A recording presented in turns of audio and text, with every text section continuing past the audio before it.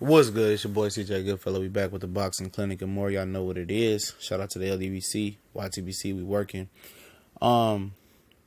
Mikey Garcia, kind of rebuttal to Bob Arum's claim that Mikey's a good fighter, but Lomachenko will make him quit. And he also goes into why Lomachenko opponents are quitting. And he says he wants to fight. Let's start off there. He said he'd love to fight Lomachenko. We know this, from when Lomachenko's popping off at the mouth and Mikey Garcia pulled up on him at ESPN and was like, "What's good, bro? You really want to throw them things?" And their camps are very connected. They used to work together in Oxnard. They're very cordial. They're nice. They're respectful to each other. And, Mikey pulled up on him, man. Like, "What's good, bro? You want to make this happen?" And when asked in a post-fight conference to the Rigondeaux fight, Lomachenko said he wanted to fight Mikey Garcia next. He wanted to move up and dare to be great. And that's a good fight. Right now, we don't know where Mikey Garcia is going at. Obviously, he turned down the Omar Figueroa fight. We talked about that earlier this morning. Obviously, Robert Easter Jr. is sparring Jamarcus Chop Chop Corley, which is a southpaw.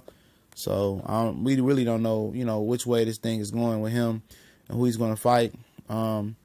We speculate that somebody trying to put two and two together. Shout out to my boy Greg. That it sounds like Mikey Garcia is going to be fighting Sergey Lipinets because Omar Figueroa, sounds like he's been offered the Adrian Broner fight. And we know he was Adrian Broner's mandatory at 135 before Broner moved up to 147 and took on Paulo Malignaggi.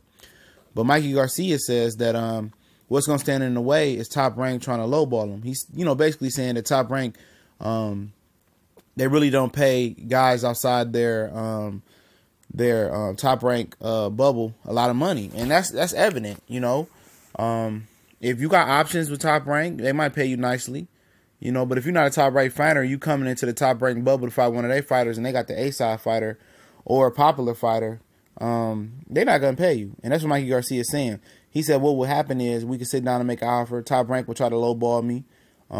He said then what I would do is counter offer him. And then Robert, his brother, stepped in and said our counter offer would pay him much more than what the regular offer paying him, the A-side Top Rank. And both sides to be happy, but Top Rank won't want that to happen. And this is me stepping in. The reason for that is if Vasyl Lomachenko could see that Al Heyman, because that's who would be dishing out the money, could pay him more coming over to his network, you feel me? Then what's that going to say about Bob Arum? Then Bob Arum got to raise the stakes up. And Bob Arum is not trying to pay two A-sides. And the network pays the main event, though. That is true.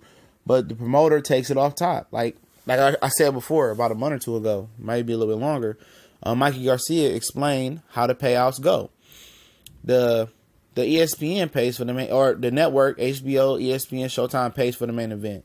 They might say, we give you $5 million for the main event, okay? We give Jamal Charlo $2 million. We'll give Eric Laura, this random boxer name, $2 million. And then the promoter, or they might say they might get 1.5 apiece. Let's say that, because that's more likely what happens. How he was explaining it. They get 3, so then it's 5. It's two left.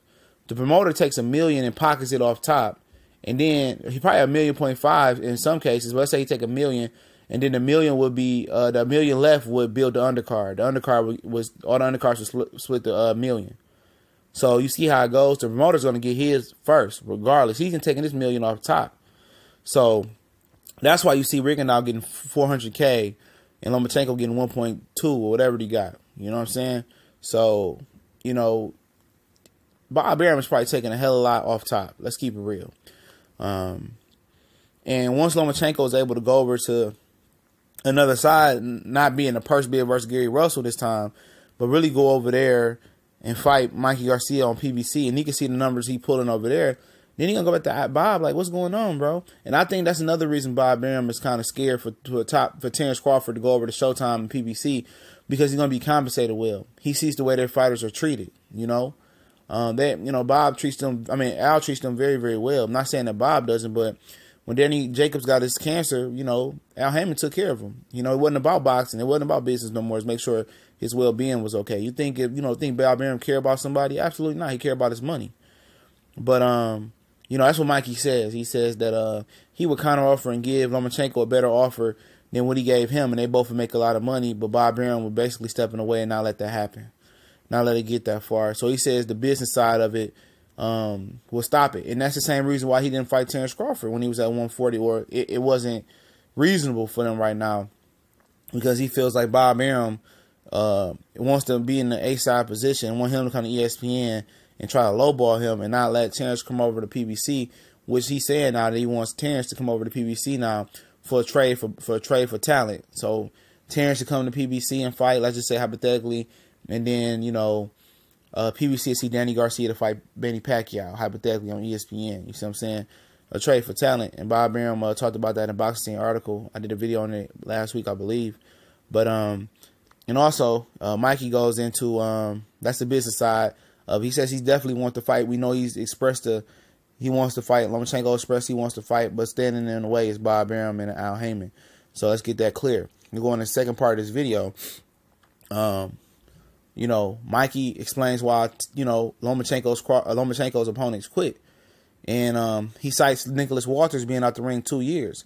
See, Nicholas Walters, I think after he drew with Justice Sosa, which I think was a robbery, he was shelved for about 2 years, I believe. And this is Mikey says. I'll leave the article links in the description. I mean, the interview links in the description. He was shelved for 2 years because he didn't want to take a low ball offer for Lomachenko. Eventually, he probably took a lower offer, and he was not in rhythm. You know, he wasn't active. So, you know, he wasn't at his best. Let's keep it real. He was on the shelf for 2 years because he didn't want to take a low ball offer to fight Lomachenko. They froze him out. You know, you look at Miguel Moraga. He was coming off a loss versus Oscar Valdez. A brutal fight. That fight was a brutal fight, man. A lot of bombs thrown. I think he got dropped in that fight. He was a career 126-pounder. So did anybody give him a chance to win the fight? Absolutely not. Jason Sosa was a guy with a handful of amateur fights, if any. You know, you going against a guy with over almost 500 amateur fights and 2 gold medals. Did anybody give him a chance? Let's keep it real now, bro. All right, Gilmore Rigondeaux. He moved up 2 weight classes. Smaller guy, you know. He moved up 2 weight classes. They didn't try to accommodate him none. Didn't compensate him well for his risk that he took moving up 2 weight classes and giving up everything from the A-side promoter to them picking the judges to the ring size, the gloves, the age. He wasn't even compensated $500K. He was compensated $400K for coming over to ESPN from Rock Nation, HBO. You know, so look, he hasn't conquered a mountain at all. You know, all these fights, to be real, has been set up for him to look good. He has never been in a 50-50 fight. Maybe with Gary Russell, y'all recognize that as a 50-50 fight. But he hasn't been in a 50-50 fight. And like I said, when he move up, you'll start seeing his worth. But that's what Mikey Garcia said. And, of course, the Lomachenko fans will come over here and try to dispel that. But a fact is a fact. And let me know what y'all think. We gone.